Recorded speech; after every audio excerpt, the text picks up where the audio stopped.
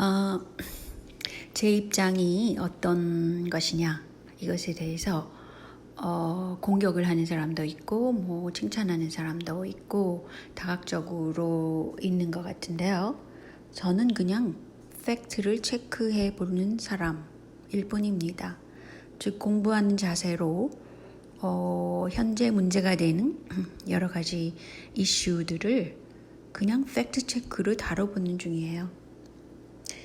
그래서 제가 이제 종교 분쟁 거의 가깝게 이 한국에서 일어나는 현재의 문제를 보려니까 그동안에 종교가 어떤 식으로 발전돼 있나 이것이 굉장히 중요하지 않겠어요?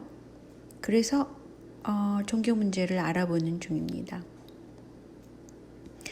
기독교로의 국교화는 로마의 콘스탄티누스 황제가 325년 국교로 인정했을 때 서유럽 쪽에서는 로마 교황청을 따르는 그런 쪽의 사상이 지배적이었고요. 때문에 약간의 반유대주의적인 경향이 있었습니다. 특히 스페인 중심의 그 남쪽 서유럽에는 그런 경향이 강했다고 그러죠. 그런데 반해서 동유럽 쪽에서는 친유대주의적인 경향이 있기 때문에 가자리아의 블란 왕이라는 사람은 유대교를 거의 국교화하게 되는 것이죠. 그때가 740년이라고 합니다. 블란 왕은 왜 유대교를 거의 국교화했냐? 그것은 당시 그 지역적으로 그 카자리아라는 지역이 그 동방과 서방을 교역적으로 이어가는 그런 지역에 있었고, 이 때문에 기독교도 존재했고 이슬람교도 존재했지만 이들 두 종교는 모두 교역 자체에는 우호적이었다고 그래요. 그런데 이 둘 중에 하나를 택한다? 그러면 문제가 커질 것 같아서 이 블란 왕은 교역 중심의 사고를 하고 있는 유태교를 국교로 채택하게 된 것이죠.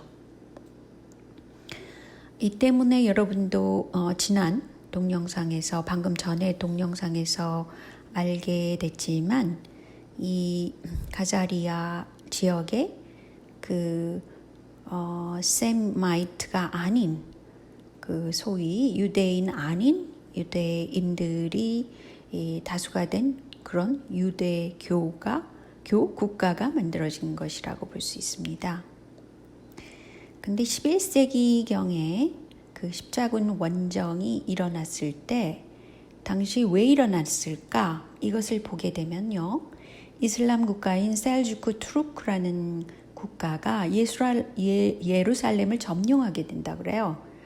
그래서 이것을 되찾자 그런 입장에서 그 로마의 원정군이 그 동방으로 가게 된 것이죠. 이때에 유대인들이 많이 학살되었다고 합니다. 또한 그 북쪽 유럽에 있는 독일, 네덜란드 그 지역에서는 스페인과 대치되는 개신교가 굉장히 부흥을 하게 됩니다. 그 이유는 1454년에 금속활자가 발명해서 종교개혁이 좀 더 빠르게 일어나게 되는데 그것은 그 성경을 성직자뿐 아니라 일반인이 읽을 수 있게 되었기 때문이라고 그럽니다.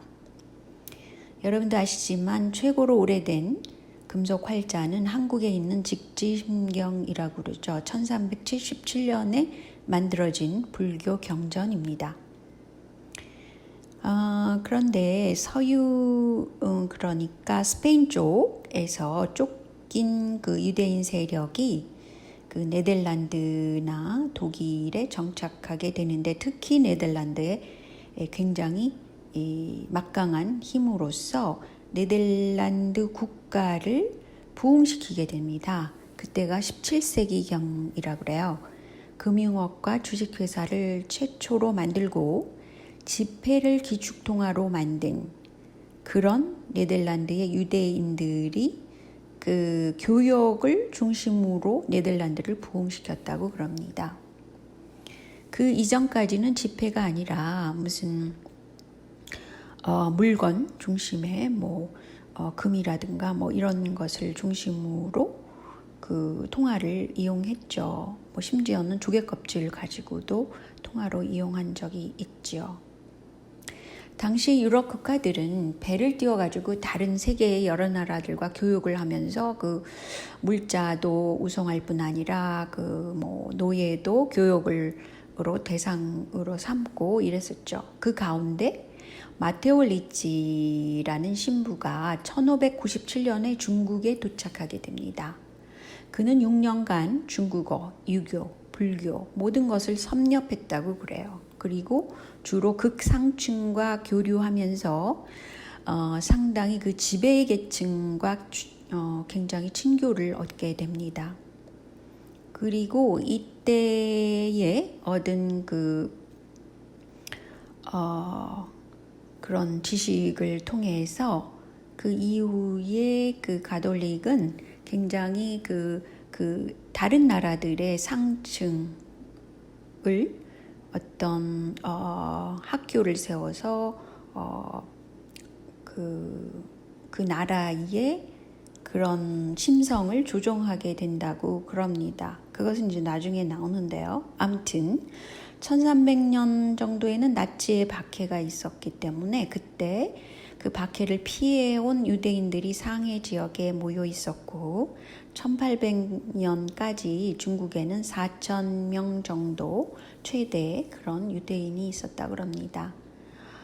여러분도 아시겠지만 중국인들은 상업 중심의 마인드를 갖고 있고 교역 중심의 유대인들과 그 마인드가 굉장히 비슷한 그런 정신 구조를 하고 있기 때문인지는 몰라도 중국 정부는 추후에 어떤 이익관계를 생각해서 카이펑 유대인들이라고 하는 중국에 있는 유대인들을 중국으로 돌아가지 말라, 그냥 중국에 있어라 이런 식으로 종용했다고 그럽니다.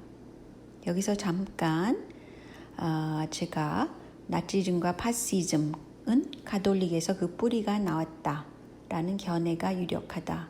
이것은 제가 서칭을 통해서 한국어로 된 걸로 서칭을 했는데 이런 게 나오더라고요.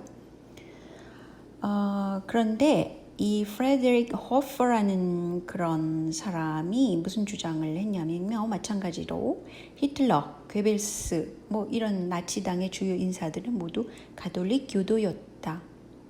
종교 지도자로서 민족적이고 사회주의적인 그 정신을 일찌감치 독일의 가톨릭 교회가 갖고 있었는데 이런 민족사회주의와 가톨릭과의 어떤 공통점이 그 여러 가지 선전 방법에서도 나타난다고 그럽니다. 가령 괴벨스 같은 경우는 제수잇 대학에서 교육을 받은 사람이라고 그래요. 괴벨스가. 그리고 그는 신학도였다고 그럽니다. 신학을 공부한 사람이었어요. 그러니까 물론 문학과 정치학에도 관심을 가지고 공부했지만 그 괴벨스는 신학도였다는 것. 그리고 괴벨스는 뭐를 강조했냐면 주인에 대한 충성을 가르치고 있었다고 그래요. 그리고 복종을 해라. 거짓이라 하더라도 우리의 양식만큼이나 유용하다. 이런 말을 하면서 이것을 가르쳐서 도덕적 상대주의라고 했다고 합니다. 그런데 여기서 또 잠깐 제가 올린 초기의 동영상에 보시면 알겠지만 그 한 200번대 가면 그게 나올 것 같은데요. 제가 링크로 올려드리겠습니다. 그런데 이제 현재까지 일본이란 존재가 상당히 국제사회에서 중시되고 일본은 미학적으로 자신의 이미지를 포장하는 데 급급한 나라였기 때문에 그 국화와 칼이라는 유명한 저서를 쓴 그 미국의 인류학자도 있었죠. 그러니까 칼을 숨기고 국화, 꽃으로 모든 것을 포장하는 그런 사회가 일본의 문화입니다. 그런데 여기서 중시해야 될 것은 사사카와 제다는 제가 몇 번이나 강조를 했지만 만주에서 사사카와는 신부가 되려던 사람이었어요. 그러면서 동시에 그 파시즘과 가톨릭을 동시에 중시했기 때문에 교황을 만나기도 하고 막대한 자금을 이들에게 지원했다고 그래요. 사사카와의 막대한 자금은 사행성 사업을 통해서 아주 쉽게 번 돈이었다고 그럽니다. 그리고 그 사사카와가 죽고 난 후에 그 국제적인 기구라든지 이런 걸 만드는데 많은 돈을 지원하게 되고요. 특히 소로스와 사사카와는 아주 절친 관계에 있었다고 그러죠. 사사카와의 아들들이 캘리포니아를 중심으로 해서 미국 민주당계를 지원해 왔죠. 그래서 어떻게 보면 미국 공화당 쪽에서 이런 거를 다 알고 있을 거예요. 그렇지만 미국 공화당이라는 것도 사실은 상당히 그 다양한 그런 사람들로 구성되기 때문에 가령 그 아버지 부시 이 사람은 뉴 월드 오더를 주창한 사람이고 그리고 아들 부시 이런 사람들을 보면은 상당히 그 세계화를 추진한 세력이 미국 공화당에도 있습니다. 물론 여기서 한국의 통일교도 상당히 그 미국 공화당을 밀어줬었는데 그것은 어떻게 보면 그 하나의 그 세계를 통일시키자 하나로 하자 이런 세력이라고 저는 개인적으로 생각하고 있습니다. 그 이유를 보자면 그리고 현재의 통일교의 그 교단의 교주를 보면 그 문선명의 아들 이 하버드대를 나왔죠. 그런 거를 보더라도 하버드라는 것은 세계화 추진 세력이라고 볼 수 있습니다. 그랬기 때문에 이런 식으로 다 얽혀 있는 것이라고 볼 수 있어요. 그런데 여기서 주시할 것은 가톨릭은 왜 문제가 되는가?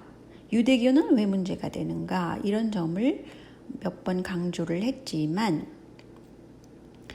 일단 그 로마에서 태양신인 니무롯을 숭배해서 오벨리스크 남근 사상 프리메이슨의 상징이라고 하는 이런 가톨릭의 기원을 갖고 있다는 것이에요. 전 세계에 이런 오벨리스크 상이 굉장히 많이 있고 특히 워싱턴주에도 이렇게 높게 솟아 있죠. 그래서 바벨탑에는 니무롯과 세미라미스가 담무스라는 그런 어떤 시인적인 존재를 만들었고 이집트에서는 호루스가 있고요. 로마 가톨릭에는 하나님과 마리아를 여신을 중시를 했고 여성을 중시를 했고 드디어 이제 예수가 탄생된 것입니다. 이런 식의 구조를 하고 있기 때문에 로마에 가면 상당히 다양한 종류의 태양 섬광이라든가 바벨론을 상징하는 날개가 달린 사자라든가 이런 것들이 곳곳에 있는 것입니다. 그런데 여기서 중요한 것은 예수의 제수이시죠. 문재인 씨도 제수이시라고 그러죠.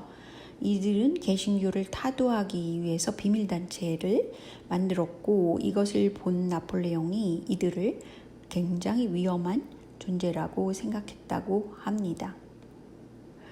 근데 예수회는 현재 세계 질서, 새로운 세계 질서 NWO를 추진하고 있다고 합니다.